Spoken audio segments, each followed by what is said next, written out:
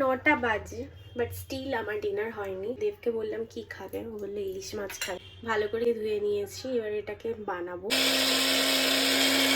সর্ষে পোস্ত বেটে নিয়েছি, উপর থেকে একটু তেল দিয়ে দেবো। ম্যারিনেট করা হয়ে গেল, এটা মোটামুটি 15-20 মিনিট ম্যারিনেট করা থাকলেই হবে।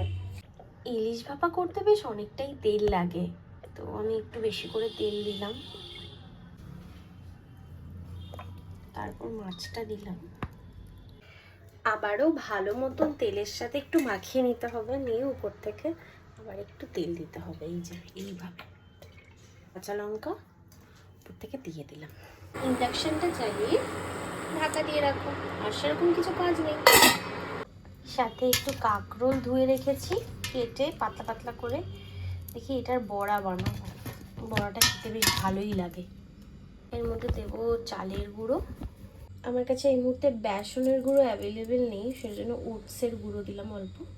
সামান্য সুগার ফ্রি বা স্টিভিয়া ইউজ করতে পারো, আমি একদমই চিনি খাই না, সেই কারণে সুগার ফ্রি। টারমারিক পাউডার না দেবার মতন, সল্ট বা নুন।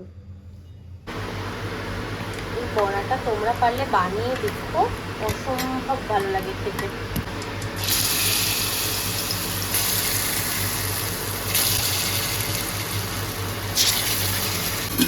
তার সাথে কটা আলু ছিল, আলু দিয়ে দিলাম। ফেড হয়ে যায়, ইলিশ ভালো না।